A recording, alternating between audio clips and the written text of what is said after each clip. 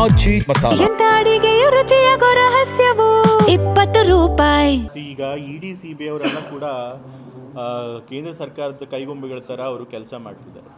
ನಾವು SIT ಮಾಡಿದ್ವಿ, SITನಲ್ಲಿ ಅವ್ರನ್ನ ಅಕ್ಯೂಸ್ಡ್ ಆಗಿ ಮಾಡಿಲ್ಲ, ಆರೋಪಿಗಳನ್ನಾಗಿ ಮಾಡಿಲ್ಲ. ಮತ್ತು ಎಷ್ಟು ಹಣ ವಾಲ್ಮೀಕಿ ನಿಗಮದಿಂದ ತೆಗೆದಿದ್ರು, ಸುಮಾರು 87 ಕೋಟಿ ಹಣ ತೆಗೆದಿದ್ರು. ಅದರೊಳಗೆ 79 ಕೋಟಿ ಈಗಾಗಲೇ ರಿಕವರು ಆಗಿದೆ.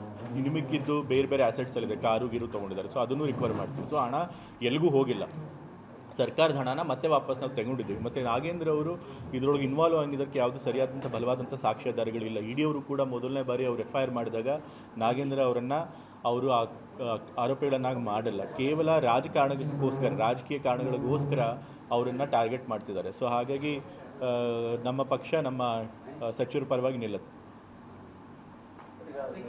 ಸಚಿವ ಸಂಪುಟಕ್ಕೆ 2,000 ಕೋಟಿ ಕಲೆಕ್ಷನ್ ಆಗಿದೆ ಅಂತ ಗಂಭೀರವಾದ ಆರೋಪ ಮಾಡ್ತಾರೆ. ಸಚಿವ ಸಂಪುಟಕ್ಕೆ DK ಸಚಿವ ಸಂಪುಟ ಮಂತ್ರಿಮಂಡಲ ರಚನೆಗೆ 2,000 ಕೋಟಿ ಅಪೋಸಿಷನ್ ಅವ್ರಿಗೆ ಹಾಗೇನೆ ಹುರುಳಿಲ್ದೇ ಇರೋಂಥ ಆರೋಪ ಮಾಡಿರ್ತಾರೆ. ಫಸ್ಟು ಸಾಕ್ಷ್ಯಾಧಾರ ಕೂಡಲೇ ಆ ಥರ ಮಾಡಿದ್ಕೆ. ಹಾಗಾದರೆ ಯತ್ನಾಳ್ ಅವ್ರು ಹೇಳಿದ್ರಲ್ಲ, ಇವರು CMಗೆ 2,500 ಕೋಟಿ ಇಸ್ಕೊಳ್ತಾರೆ ಅಂತೇಳಿ. ಹಾಗಾದರೆ ಅದು ನಿಜನ? ಹಾಗಾದರೆ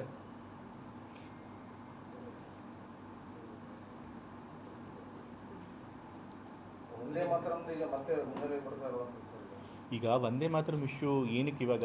ಈಗ 6 ಸ್ಟ್ಯಾನ್ಸಗಳು ಮಾಡೋದ್ರಿಂದ ಅವ್ರು ಏನು ನ್ಯಾಷನಲ್ ಸಾಂಗಲ್ಲಿ 6 ಸ್ಟ್ಯಾನ್ಸ್ಗಳನ್ನು ಸೇರಿಸೋದ್ರಿಂದ ಅವ್ರು ಏನು ಸಾಧಿಸ್ದಂಗೆ ಆಗುತ್ತೆ?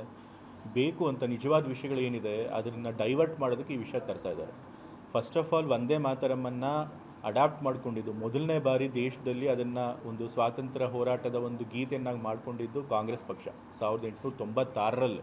ಅದಾದಮೇಲೆ ಅದ್ರ ಬಗ್ಗೆ ಬಹಳಷ್ಟು ವಿವಾದಗಳಾಯಿತು. ನಂತರ ಕಾನ್ಸ್ಟಿಟ್ಯೂಂಟ್ ಅಸೆಂಬ್ಲಿನಲ್ಲಿ ಅದ್ರ ಬಗ್ಗೆ ಬಹಳಷ್ಟು ಚರ್ಚೆ ಆಯಿತು. ನಂತರ ಸರ್ದಾರ್ ವಲ್ಲಭಾಯ್ ಪಟೇಲ್ ಅವರಾಗಲಿ, ಟ್ಯಾಗೋರ್ ಅವರಾಗಲಿ, ಸುಭಾಷ್ ಚಂದ್ರ ಬೋಸ್ ಅವರಾಗಲಿ ಎಲ್ಲರೂ ಕೂಡ 2 ಸ್ಟ್ಯಾನ್ಸ ಮಾತ್ರ ಅದನ್ನು ಸೇರಿಸ್ಕೋಬೇಕು, ಅದು ರಾಷ್ಟ್ರಗೀತೆಯನ್ನಾಗಿ.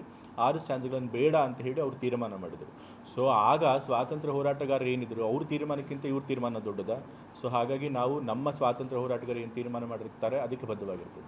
ನಿನ್ನೆ ಬಿಜೆಪಿ ಮೀಟಿಂಗ್ ಆಗಿದೆ ದೆಹಲಿಯಲ್ಲಿ. ಈ ವಿಚಾರ ಸಂಬಂಧಪಟ್ಟಂಗೆ ಅವರು ಕಾಂಗ್ರೆಸ್ ಸುಭಾಷ್ ಚಂದ್ರ ಬೋಸ್, ಸರ್ದಾರ್ ವಲ್ಲಭಾಯ್ ಪಟೇಲು, ರವೀಂದ್ರ ಟಾಗೋರ್ ಅವರೆಲ್ಲ ಮುಸ್ಲಿಂ ಲೀಗ, ಅವರೆಲ್ಲ ಸುಮ್ಮನೆ ಬುದ್ಧಿ ಇಲ್ಲದೇ ಅವರು 2 ಸ್ಟ್ಯಾನ್ಸ ಬೇಕು ಅಂತ ತೀರ್ಮಾನ ಮಾಡಿದ್ರೆ ಯಾತಕ್ಕೆ ತೀರ್ಮಾನ ಮಾಡಿದ್ರು ಅವರೆಲ್ಲ? ಅದು ಹಿಂದೆ ಒಂದು ಕಾರಣ ಇದೆ. ಸೊ ಹಾಗಾಗಿ ನಾವು ಅವರ ಒಂದು ವಿಸ್ಡಮ್ನ ನಾವು ಒಪ್ಕೋಬೇಕು, ಅವ್ರ ತೀರ್ಮಾನ ನಾವು ಒಪ್ಕೋಬೇಕು. ಓಕೆ.